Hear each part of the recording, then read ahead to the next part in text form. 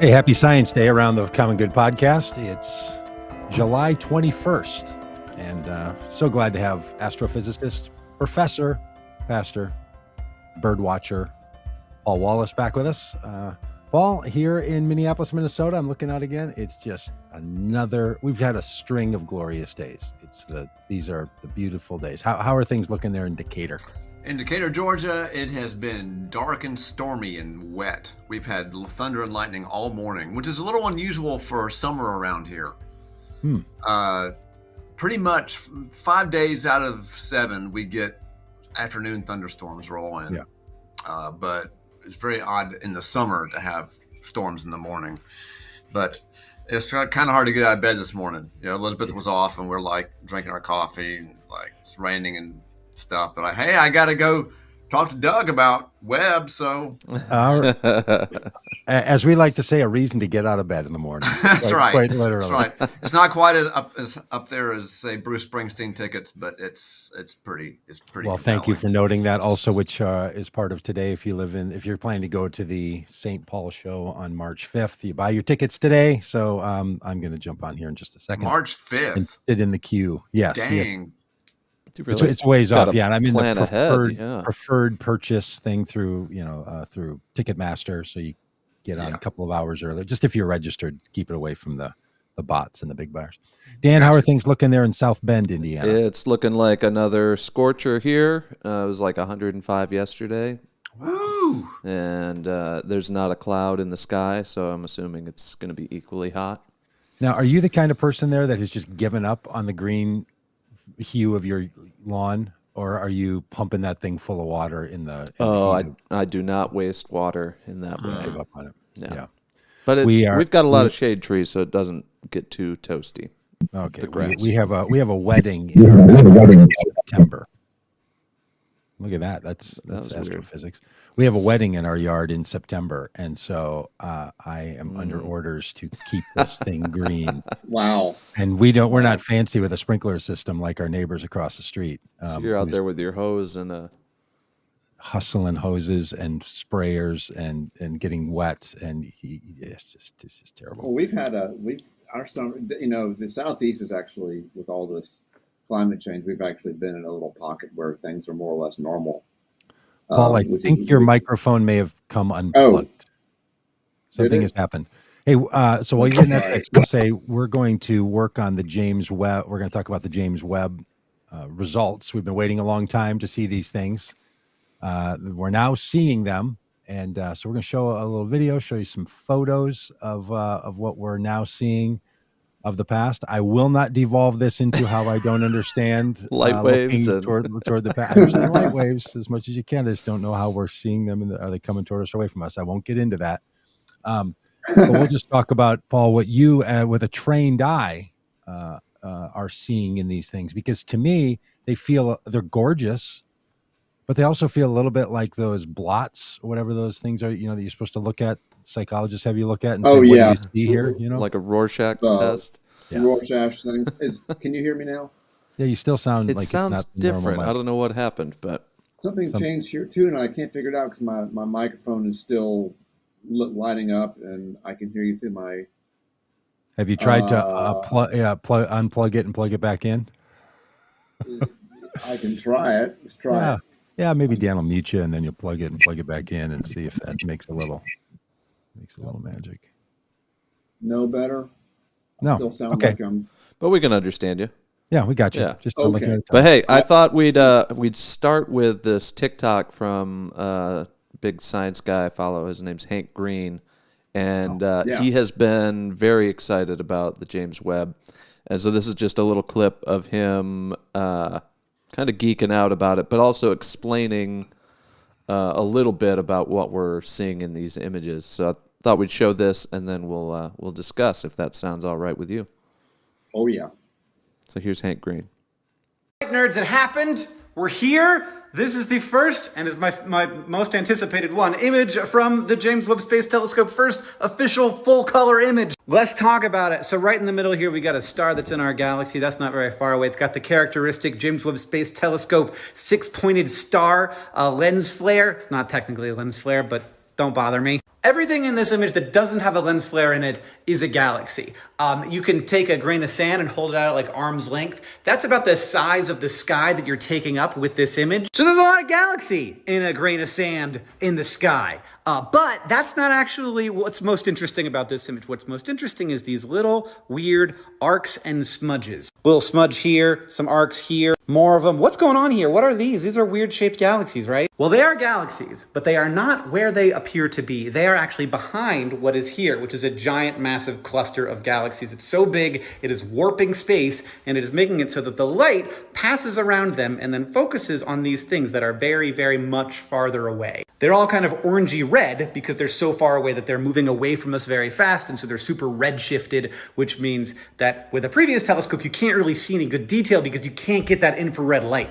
This is not actually visible light. This is infrared shifted so that we can see it with our eyes. This supermassive galaxy cluster is acting like a giant lens in the sky. It's bending light around it because gravity bends space, and thus it bends light as it passes through, making this a kind of telescope. So this is a giant natural telescope that's better than anything we could ever design in terms of how much it can magnify. What we have done here is taken the best telescope that so far humankind has ever been able to create, and we have pointed it at another telescope, a natural telescope created by the universe. And that is showing us these things that are not as anywhere near as close as these galaxies. They are some of the first galaxies that ever formed. We are looking 13.5 billion years into the past at the very first structures in the universe. There will be more images from Webb coming out tomorrow, but this is the one that I was most excited about. Thank you to everyone who has worked on this. I've been waiting for this telescope to be in the sky and sending us pictures for like 15 years. This is one of the coolest things that humanity has ever done, and we're all very lucky to be around to see it. Well, that puts a point on it. How about that? I love that. Hank Green. All right. What are you seeing there and hearing from Hank Green? Yeah, so you can see all those little arcs. Those of you who are looking at a screen right now can see all those little arcs that Hank was pointing out. And those are basically just smeared out, blurred images of extremely distant galaxies. Think about like with your glasses, you know, how glasses focus light. Imagine if your glasses were not uniform, but were kind of bumpy and had all these weird curves to them. Imagine what the world would look like. It would look kind of blurred and smeared out and twisted and stuff, right? Mm-hmm. If you were looking through lenses that weren't smooth, but were sort of bumpy. And that's basically what this bright thing, right? Not the star with the spikes on it, but down and to the right, that large, there's a collection of bright galaxies just down and to the right from it. Those act like a lens, but it's not a nice smooth lens or a smooth mirror like the telescope has, but it's like a lens in space that is kind of bumpy, and so it smears out images of galaxies which are actually behind that cluster of galaxies in the middle. And so that's what all those little arcs are that you see. And there's more of them there. You can look more closely, and if you zoomed out a bit more, you'd see even more. But you can see that they're all these arcs are kind of sort of curved, centered on that central cluster of galaxies. Yeah. Wow, that is it's called so wild. Gravitational lensing is what it's called. Wow. So it feels to me like there's two things happening in my brain. One is the imagery itself, like, oh my gosh, like how we're able to do this. And, you know, sometimes you can't get your webcam to look decent. And these guys can point the camera at a galaxy that becomes a telescope and see infrared light. Just inconceivable. I also realize I don't really fully understand what makes a galaxy a galaxy. Can you sort of go back to like class number 3 and what distinguishes a galaxy, and like where are their boundaries from each other, and how are there multiple what? Well, yeah, a galaxy, most simply stated, a galaxy is just a collection of a lot of stars bound together by gravity. That's basically so there's some star at the center of every galaxy that's sort of the... There's typically a black hole at the center of galaxies, including all the galaxies in this picture. And what we have on the screen here, I can see maybe 2 individual stars, like the really bright one. Those are called diffraction spikes. Those spikes you see there's that really bright one, and then one directly below it. Yep. And maybe one off to the right from that a little bit, a really small one. Mm-hmm. There might be actually, now that I'm looking, I might see maybe a dozen individual stars. Those are in the extreme foreground, okay? Those are like bugs on you're looking at a distant vista, and those are like bugs on the windshield. Those are like super foreground. And those are probably stars from our galaxy, correct? They are within our own galaxy. We're looking out of our galaxy, and along this line of sight, those are the stars that we see as we're looking out beyond our galaxy. Yeah. Yeah.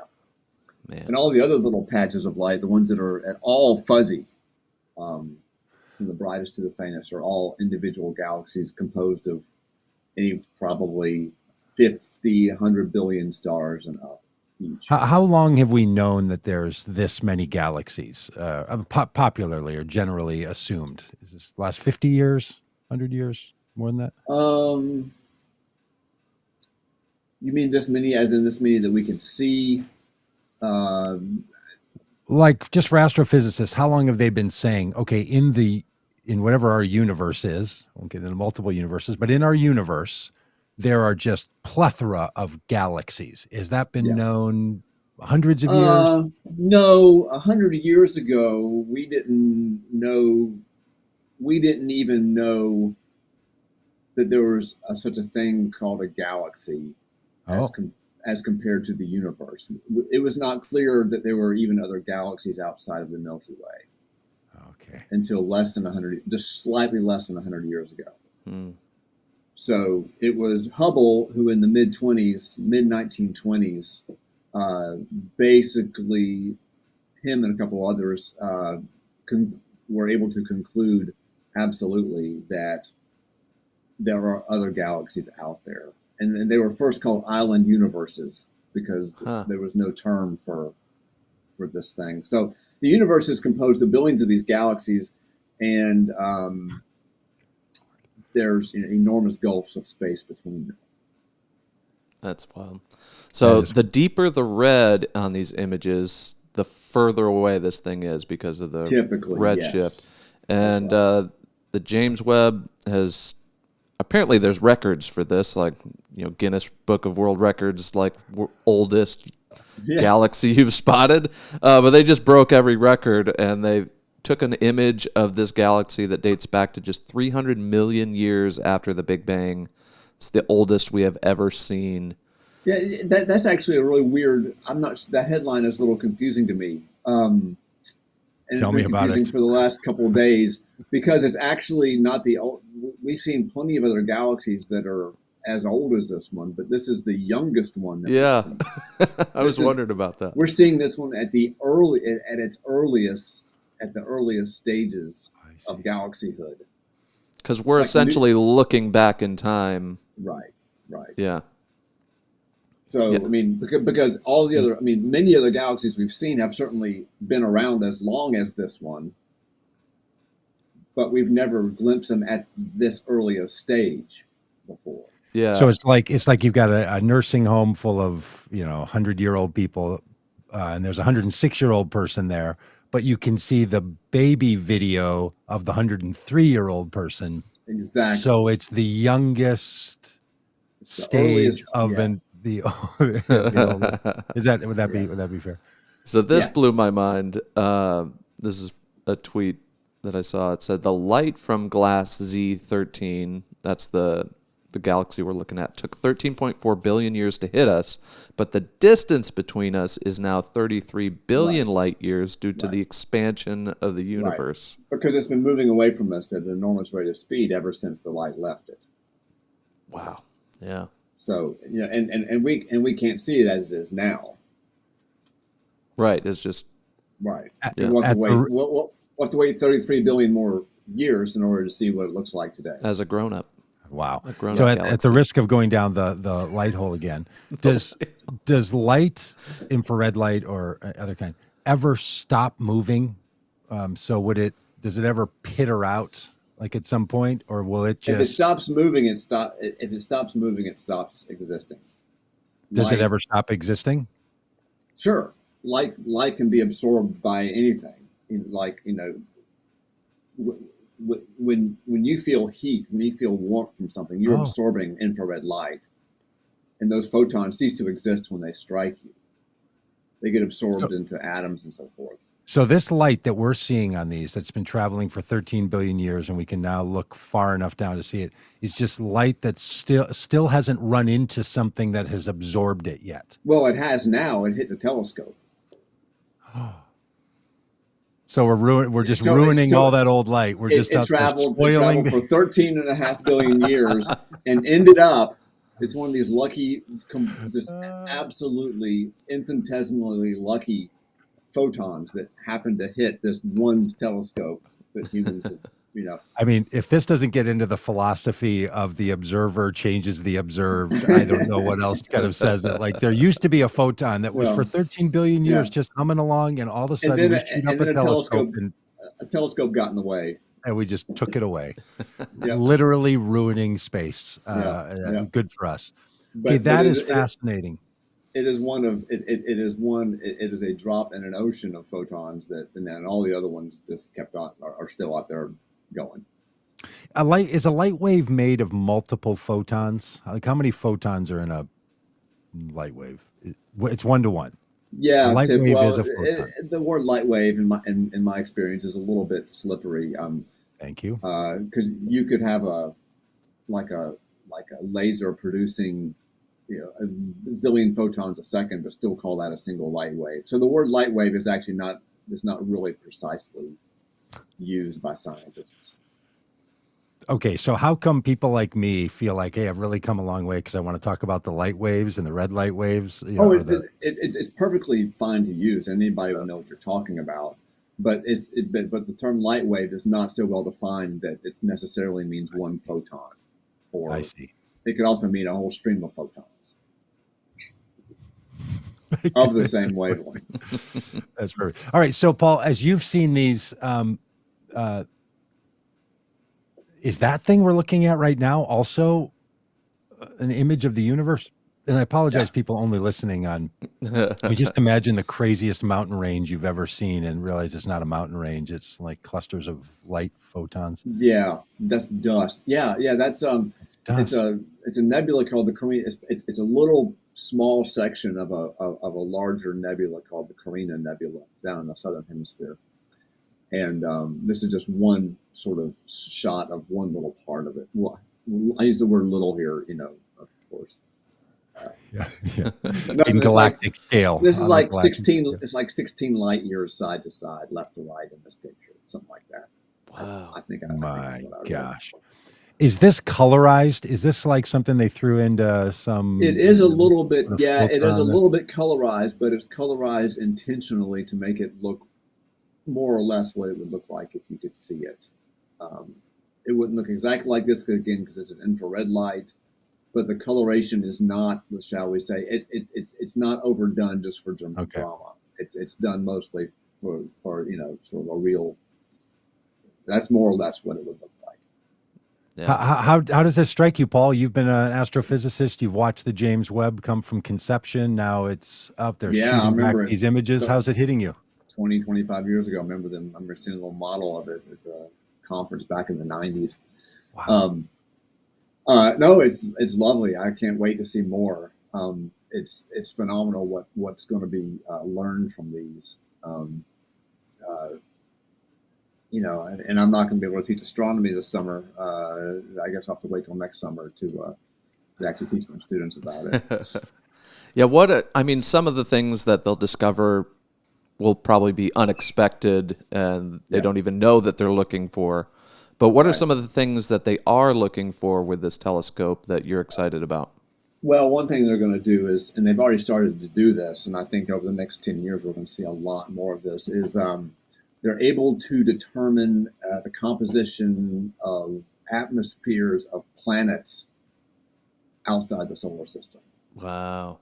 How can they do that? What are they seeing that can tell you what the atmosphere is like? What you have to do is you have to collect enough light to be able to break it up into a spectrum. And when you do that, when you break it up into basically think like a rainbow, right? You just take the light and you break it up according to wavelength, so like a spectrum. Certain colors stand out, and different elements, hydrogen, different molecules like water, show up in those spectra.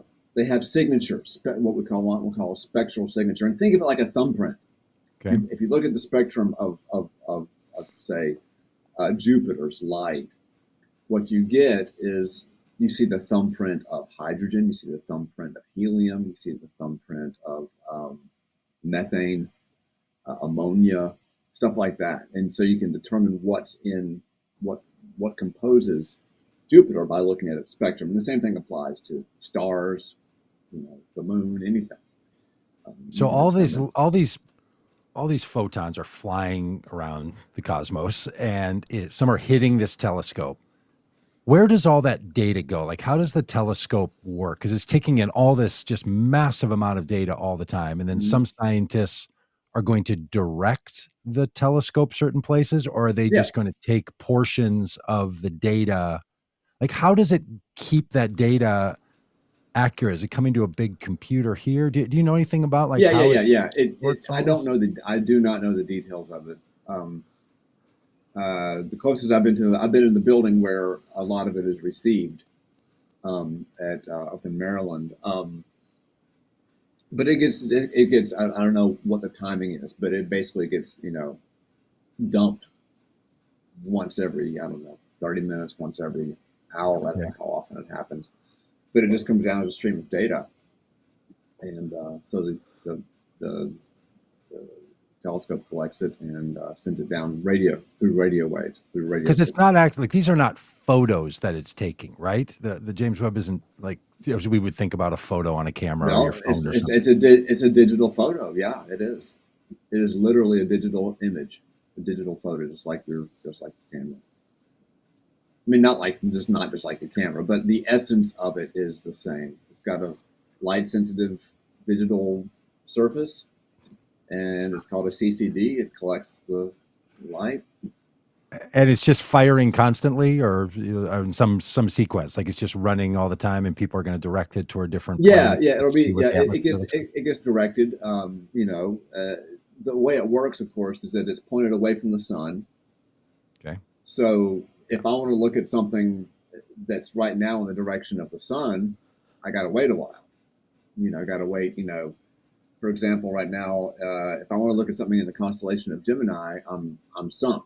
I need to wait until the sun moves out of Gemini, and then the telescope can look in that direction. So there are limits to where it can point at any given time. But yeah, different groups, they compete for time on the telescope and different targets. And those targets vary throughout the year. And then they get the data sent to them, and they can break it down. And so people that have waited their entire life for this, built around it, how are they feeling? Do you have any sense? Like people, I can't imagine what it would be like. I mean, for me, I've been watching from the sidelines, sort of like a cheerleader. I can't imagine what it would be like. I mean, multiple careers have been spent. Many careers have been spent on this.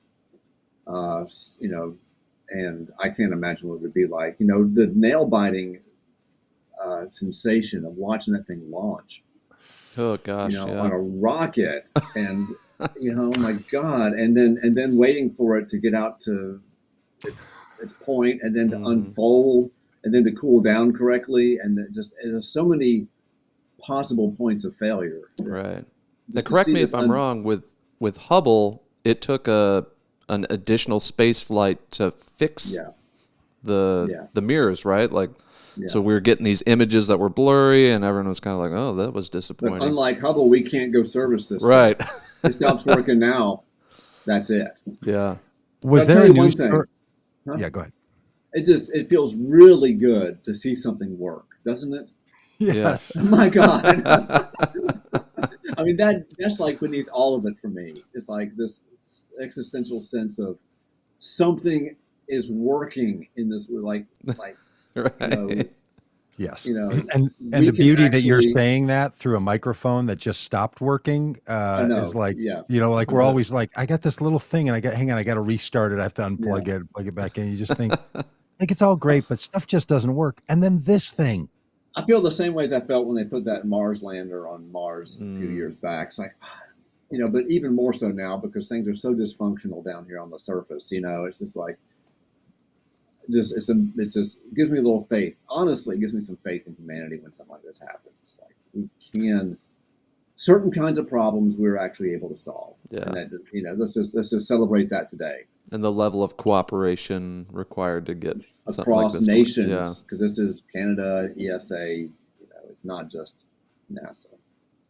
Is that right? Are the other nations and that are involved in this feel as much pride as American viewers? I hope so. Scientists? I hope so. They've had a huge part in it. Okay. Yeah. Well, and good for Canada. You don't hear that often enough. Just kidding.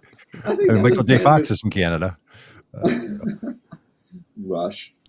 Yeah, here we go. Now we'll start the list of all the great. Did you know they were Canadian? Will Arnett. Bieber. Did I see a news story headline that some kind of random comet or something came whizzing right by and and they didn't expect it to be coming and it almost hit the thing? Is that right? It did hit the thing. Yeah. Right smack on the mirror. It's a micrometeoroid, which space is full of them, and they planned for this. That's one of the great things. People at NASA, this is not a surprise. They planned for this, but I saw a picture this morning that it did get hit. Not only they expected it to be hit by a micrometeoroid, but not one quite this big. and it happened pretty early on. It happened like in May. I think it happened. Uncorrectable damage, but apparently it's not making that big of. It's not really making a difference for the. Yeah, this headline scared me when I saw it. Totally. Yeah, and I think that's just clickbait there, because I think that the real story to me is that it got whacked by a bigger rock than we expected, and it's still functioning perfectly. Yeah, and then I think I read it's been hit by like 6 to 8 micrometeoroids, and they're like, that's what we expected. They totally expected that. This one just happens to be larger than average, and it may just be that that's just bad luck, and we have to wait another year for it to happen again. I don't know. Mm-hmm. That's a great attitude. When bad luck happens to you, just wait another year; it'll happen to you again. That's true too. The stuff works, but it has the people at NASA concerned. I think just because maybe the environment up there is worse than they thought. But they've had so many things hit by these micrometeoroids that I can't imagine that they're deeply shocked by this. Mm-hmm. Okay, so just the basics. Micrometeoroid just means smaller than a meteoroid. It's just the super small meteoroid, like the size of a dust grain, but it's going, it's going, 20,000 miles per hour or something. So it packs a punch when it hits. Yeah, it's remember, like a bullet just shooting through. It's not like a dust grain in our air. Okay, it's a dust grain in a vacuum. So it's like it's like a super tiny rock, is what it amounts to. Okay, but I was literally picturing something the size of my hand. That would have vaporized the mirror. That would have destroyed it forever. No, micrometeoroid is something, like a really small grain of sand, or even smaller than that. Wow, how is it? And those things aren't just flying all around out there. They are. And that's why it's already been hit by 6 of them or 8 of them, whatever it is that Dan said. Huh. Are there not hand-sized? There are, but they're very few and far between. Oh. Is that because space just does, why are they so small? Are they being eroded away? Because most of the big ones have already been scooped up by planetary gravitational fields and so forth. Most of them have already been vacuumed up by... because the Earth is basically like a big vacuum cleaner, gravitational vacuum cleaner. It pulls in stuff. So most of the big stuff has been swept out of our orbit. Okay. Yeah, I guess that's right. So the Earth, our Earth, or just Earth, I guess, is has been pulling in asteroids, and it's been making up some of the Earth's crust and everything, right? All of it. The entire Earth was made up of asteroids, large and small, that have accreted together over time. Okay. And there's still a little bit of stuff out there, and the asteroid belt is, of course, where there's more than the average amount of it. but there's still bits flying here and there. But something the size of a hand would destroy any space probe at all. It would have destroyed, the lunar rover, whatever. Wow. Okay. It would have completely destroyed it. Because I guess I hear two different things when we all talk about this. One is, hey, space is just full of this stuff. And then on the other hand, there's enough space and it's small enough that all the satellites and all the probes we have and all the flying things aren't being hit by them on a regular basis. So it's both of those things are accurate descriptions. Yeah, saying space is full of it is a little misleading because we just underestimate just how big space is. It's not conceivable. It's absolutely inconceivable, the kind of distances and voids we're talking about. We have joked a lot about the flat earthers, the people who believe that the Earth isn't some form of spherical. Are there people who you are already hearing, either of you, that are saying there's no James Webb thing up there? They're not looking at, like, is that a community that's alive and well already, or are we? I'm sure in the safe zone. I'm sure some corner of the internet is alive with that. I have not visited those corners, nor have I heard of them, but I am certain they exist. I mean, the only thing I've read is land on the moon and all that. Right. The only thing I've read is basically like, young Earth creationists saying that, which, by the way, is, as I've decided, is just a certain species of conspiracy theory. Basically saying, well, it's a technological achievement, James Webb, but we can't really get behind the science of it. The science is wrong, but the technology is right, basically. The whole billions of years thing. I mean, they have to defend their 6,000-year-old cosmos or whatever, so they can't accept even the idea that this thing is, 300 million years after the Big Bang, this galaxy came into formation, or that this, anything outside of 6,000 light years is impossible. Mm-hmm. So when the Earth was being formed, how many billion years ago now are we on? What did we say? 4.5 billion years ago. This part of our galaxy was like full of all kinds of big rocks that could be attracted to each other. And the solar system itself was basically just a collection of huge asteroids and small asteroids too. What, as best as we know, what caused that to be true just 4.5 billion years ago? Because we're talking multiples of that for how long ago the Big Bang was. Why was there all of that spinning around? Because the sun, because the solar system, this picture we're looking at now, this is a good way to answer the question, is basically a region of space where stars are being formed. In this picture right here, there are certainly dozens of new solar systems being formed as we look at it. Wow. In fact, that arc you see at the top, sort of how you see the blue sky and the dust. See how it's kind of looks a little bit arced, curved? Yeah. High on the sides and low in the middle. That's actually a huge. This is part of I can't describe it without like having a whiteboard here. But basically, it's a huge part of a huge cloud of gas and dust that's being hollowed out because new stars are being formed above this picture. But also within this picture, inside that dust, new stars are being formed, new solar systems are being formed. So it's not like it's happening all the time. New solar systems are being formed all the time. And ours just happened to have been formed 4.5 billion years ago. All right, so do some terms with me. Universe, galaxy, solar system. How do we? I kind of use those for whatever reason, sort of interchangeably. I don't know. Yeah. Yeah, so the universe is everything. There's only one. Are we confident there's only one, or is this I'm confident there's only one. The Marvel universe would beg to differ. Does it include the Marvel universe? And then a galaxy is a vast collection of stars and gas and dust of matter within the universe, and in our visible universe, we see maybe 100 billion galaxies, approximately. Okay, so there's 100 billion. Yeah, and a single galaxy is composed of hundreds of billions of stars. Okay. Okay. Now, around most of those stars are planetary systems. And our solar system is just our planetary system. And we call that the solar system. The thing solar system, yes.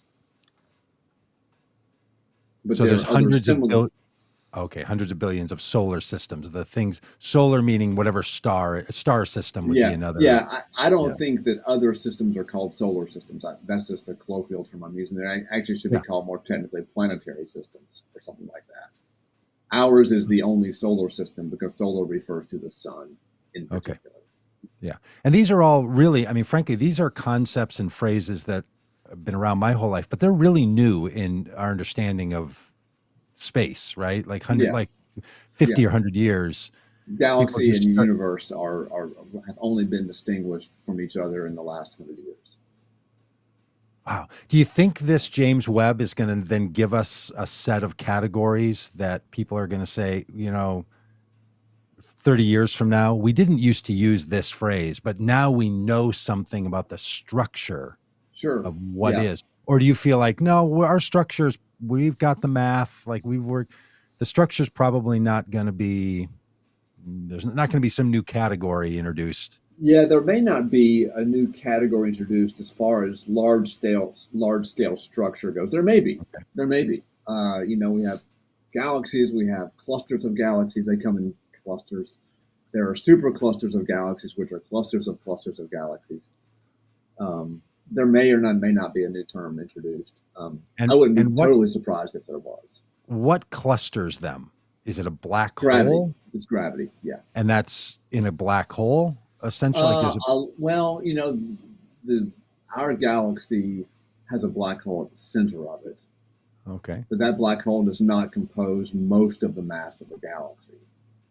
It's a decent fraction of it, maybe a few percent of it, but it's not like 50% of it.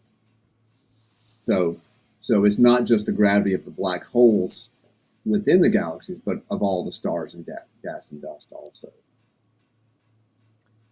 All right, and that's what anchors these clusters and superclusters. Not to mention dark matter, which is a whole.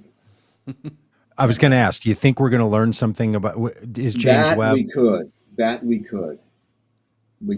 learn something about that. Because the thing that still sits funny in my brain is I get it that the Earth is shaped and formed and held around the sun by gravity.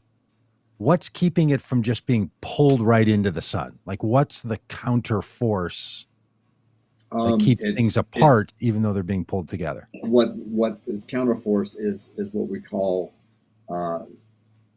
centripetal force. Basically, it's just the movement. Huh. Yeah, if we could stop the Earth from going around the sun, sort of stop it in its motion, let it go. Was it the book of Ecclesiastes, or which book in the Old Testament says it? Yes, several. So if it's orbiting right the sun, if we could just stop it in its motion, and then let it go, it would fall directly into the sun. Okay. So it's the motion around the sun that's keeping it from falling in. So all of these galaxies, all these images that we're seeing, like there's something beautiful about the way they're laid out, and to our eyes, it's really appealing. These are also, everything is really moving, right? Like everything's spinning and and everything is spinning. Is that other than a black hole or a black hole? No, black holes rotate too. No, pretty much everything has. What gives the spin to the universe? What causes spin? Overall, there's probably not any net spin to the universe, but any given little part of it will have some. That's what I mean. Like, what causes anything in the universe to spin? Well, that's a good question. Let's look at the sun, for example. Okay, the sun was formed out of a huge cloud of gas and dust, kind of like that picture we just saw, right? And so imagine some huge cloud of gas and dust that, for whatever reason, begins to contract under its own gravity. Okay. Well, that's what the sun was born from. along with a bunch of other stars. It was born in a group of stars, not all by itself. So as this cloud of gas and dust collapses on itself because of mutual gravity, okay, it's not magic, it's gravity doing this. Oh, it's actually, magic. Actually, gravity is kind of magic, but let's put that aside for a second. Right. As it collapses, if there was even the slightest amount of net rotation to that original cloud, to say it was just, one rotation every quadrillion years, just any slight bit of net rotation to it, even the slightest, as it collapses, what happens? Well, what happens to a ice skater as she spins and pulls her arms and her legs in? She goes faster, right? She spins faster. Any rotation that exists, even the slightest microscopic amount of rotation that existed in that original cloud, is going to be multiplied millions of times as it collapses. Got it. Itself. And this is true for any object that's built up in this way, which is most objects in the universe. And whatever gave them initial microscopic spin is still, that's we're not quite sure category, or it's just think complicated math. No, it's not complicated math. It's just, think about it probabilistically. It's like, suppose you've got 1,000 of these clouds of gas and dust. What's the chances that one of them is going to have absolutely zero spin to it, zero rotation around any axis whatsoever? It's essentially zero. Okay. That any one of these would have mathematically precisely zero rotation at all around any axis in any direction. Okay. Because things are just moving. Things are just moving, exactly. And not equally from every single direction. Like you would need every equal amounts of mass hitting it from. Yeah. There would basically have to be no motion. Okay, and there is motion. And the motion came from the bang, from the initial push. and from anything else that might have happened. Maybe there was a supernova next door that pushed, enormous shock wave came out through space and pushed these things around. Okay. There's all kinds of things that could. Gravity is really the main driver of it all. Yep. Is everything that's spinning the same direction? No. In our solar system, it mostly is in our solar system, but no. Because the sun starts to make it follow that pattern at some point? Right, because the whole thing was born out of the same cloud of gas and dust. So all the planets are orbiting the sun in the same direction that the sun itself is rotating, for example. And our Earth spins on its axis in the same way that it's rotating. It's all the same direction? Yep. So everything. There are a couple of exceptions to this. You'll be happy to know, like Venus. Venus rotates slowly in the opposite direction. And Uranus rotates on its side. Yeah. Relative to all the others. Which is probably just an artifact of a violent history in the solar system. It got tipped some past trauma. Exactly. Thank you. Past life trauma. You're just spinning like Uranus. That should be a phrase. I'm having a hard time here. I'm spinning like Uranus. It's just so.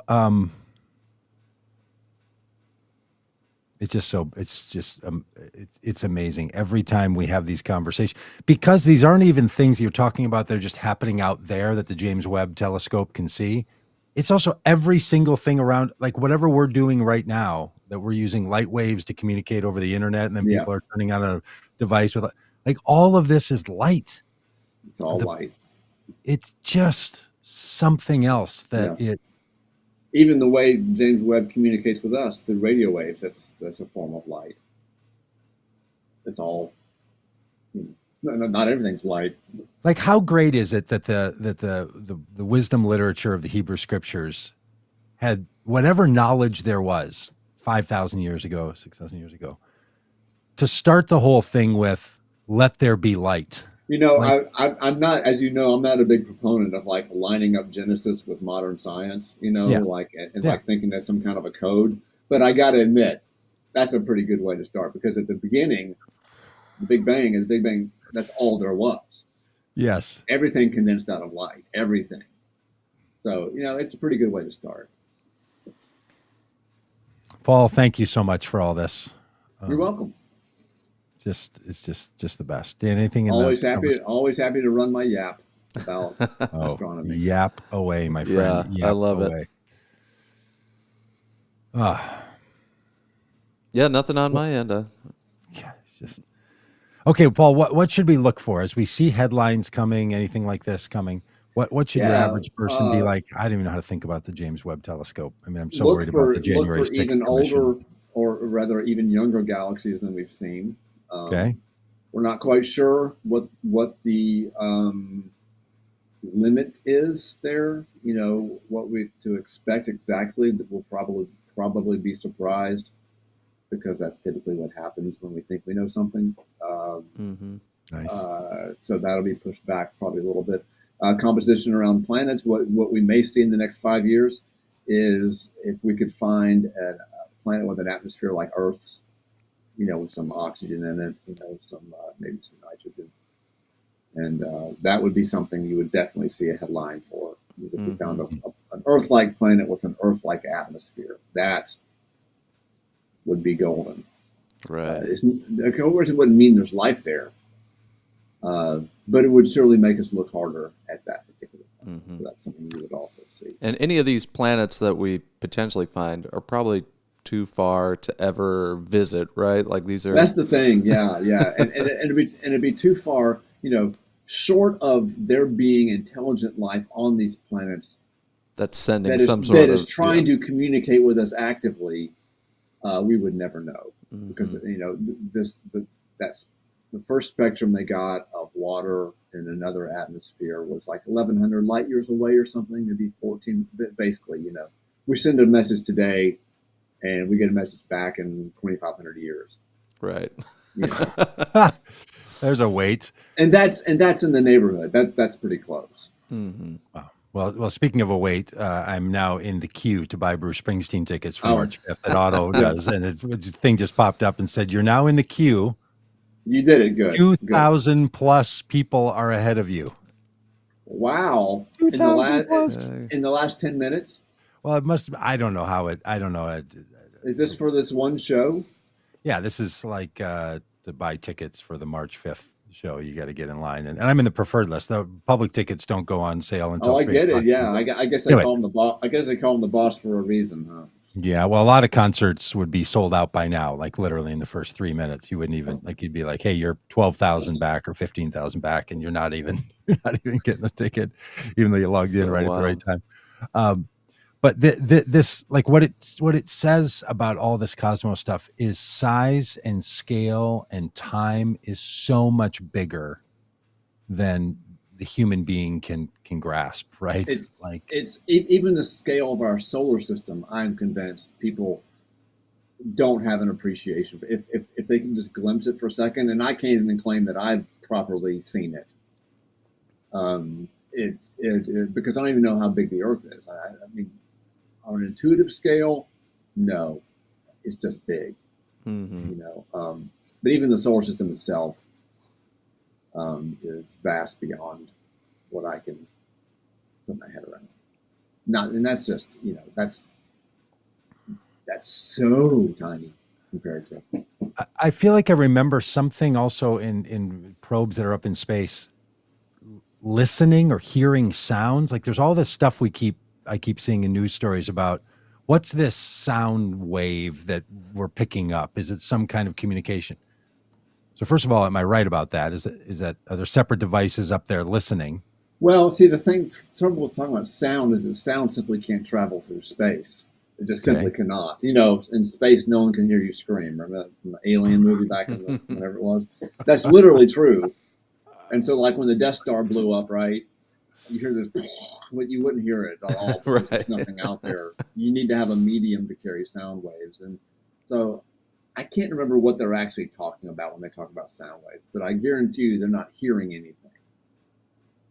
Isn't it like radio pulses or something like that? It must be pulses from at some frequency low enough to where we could hear it if it were a sound or something like that. Okay. Is James Webb doing any of that? Whatever version of pop? Not that I know of. It's only just detecting looking infrared light, which would have frequencies way above what. Okay. If we could hear them, it would.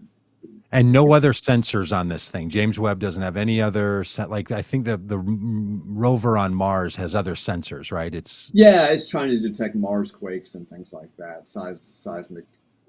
You could have sound trying. That's the place where sound makes sense because there's an atmosphere on Mars. Okay. And you can also pick up seismic waves on Mars, which are just simply another form of sound, but sound waves traveling through the mantle or the crust of Mars.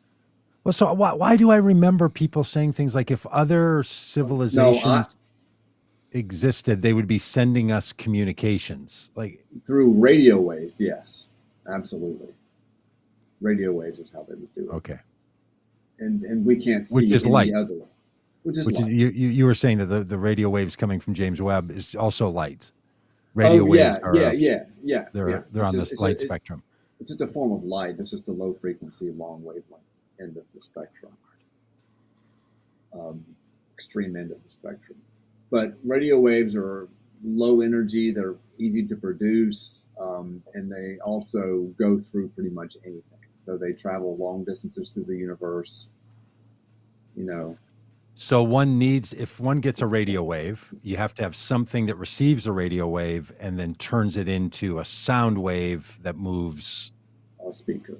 Yeah. So if you turn on your radio, it's going to pick up a radio wave. Is that right? Radios are the same radio waves? Okay, they're not just a same term meaning a different thing. So if you've got an antenna, the radio waves strike electrons in the antenna, and they vibrate up and down, create a current, an electrical current, which can be transformed into sound, to a magnetic phenomenon.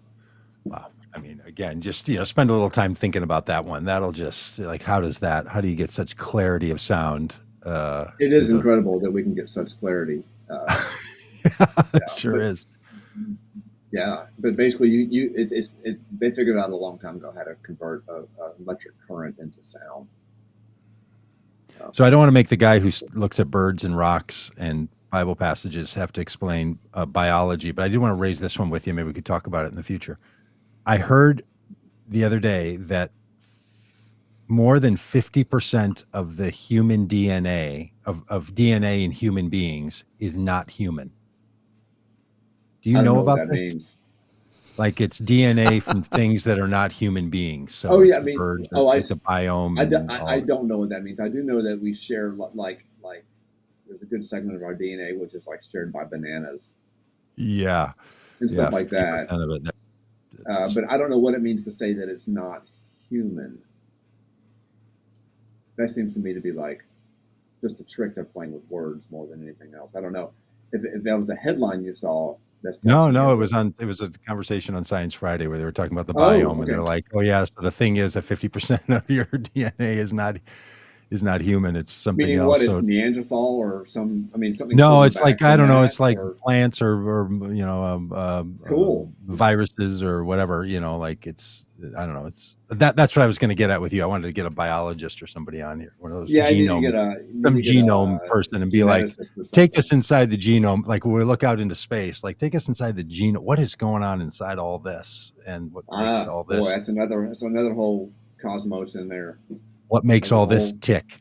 Because that's the thing I get about spin. That's what spin in the cosmos feels like, is whatever that energy is that moves things. When something is a living cell, and then those cells come together and form a human being or a plant or a rabbit. Banana. There's a life force that's there that at some point stops, so you die. But that energy that sort of gets the whole thing moving, and then at some point, devolves, and whatever that is, that originating spin or that originating life force, that is the thing that just rattles around in my head. It's nutty, isn't it? What's that? What is just that stuff? The energy of the basically you're talking about is what we might call the energy of the universe itself, which is, it was what was produced back, 13.8 billion years ago. And all right, so is. Jim Eaton asked this question: why does light travel through space but sound doesn't? What light waves don't need a medium to move through? All they need is space. Yeah, they're just like introverts. They just move on their own. They don't need any other social structure to. They need, that's right. They need no social contact. They need no. Well, they do need space. I mean, which is something. I mean, space is not nothing. That's one thing that you learn when you go to physics college, is you learn that space is not just nothing. It's actually a thing. Space ain't nothing. Of itself. Yeah, it's not. Oh, space is a thing. Okay, it's a thing, but it's not a thing that light waves can vibrate through. It's whatever. Oh, it is a thing that light waves can vibrate through. It's the only thing that I meant sound waves. And sound waves can vibrate. Oh, yeah. Sound waves are like other mechanical waves. That's the word we would use, mechanical waves. I see. And just like water waves or waves on a string, or even, like the wave at the stadium, like everybody stands up, goes around the stadium, requires a medium. But light is not a mechanical wave. It has some of the same features as a mechanical wave, but it's not. But space is something. Here we go again. What is space? What is space that's thingy? Well, space is affected by gravity. Space is curved by gravity. Okay. So it is something and that's what you're seeing in that picture of the gravitational lens that we were talking about earlier. Yep. What you're seeing is that space is curved around. Thank you. Good. Yep. That was nice and quick. That central galaxy down and to the right from the star is really massive, and it's warping the space around it, so that when the light travels through it from galaxies behind it, that light gets bent because it's traveling through curved space. So there's no doubt that space is bent. No doubt. It is a bendable thing. It is a pliable thing. How much do we know about what it is, what its makeup is, what it's... Well, I don't know anything about what... I think I get what you're asking. What you're asking for is the thing in itself. What is it? Yeah. And I don't know. No, but it does have properties, and it can be changed. It's not just nothing. Gravity. Mass. Causes it to curve and stretch. It's not emptiness. It's not voidness. No, nor is it voidness, because we know that subatomic particles are constantly being created even in what we would call a perfect vacuum. Being popping in and out of existence continually. Even in what we call a perfect vacuum. Well, do you feel like in an image like this, can we see heaven in the pearly gates here? Like, where would heaven be? That would be in the eye of the beholder, I believe. Okay. Remember that old joke when the cosmonaut? Some people look at it and say, "I don't see any heaven." Yeah, that old joke. The cosmonauts went up to space first and said, "We went into outer space and we looked and we didn't find God there." You remember that old thing? And then the Christian evangelist said, "Take off that space suit and you will." You know that thing? Like, I never heard that. That's good. Yeah, that was sort of the response. Well, thank you, Paul. And sure. Hey, if people are still watching this, join us at 7 p.m. Central tonight, where we watch, I guess, the other version of Our Human Experience, which is the January 6th hearing about the former president of the United States not doing anything while the Capitol was being ransacked. That's nice. So we're watching that on our YouTube channel. Head over to our YouTube channel. If you're watching anywhere else other than YouTube, you won't see it here. So be sure you go to Vote Common Good on YouTube and you can watch it there with us. We'll start promptly at 7 p.m. Central Time. That's 8 and 7, 6 and 5 and all the rest of that. So we will... we'll see you there, and Paul, we'll see you in a week or so. Get your popcorn 2 weeks or so. ready. All right. Thanks, guys. Yeah. See you in a couple of weeks.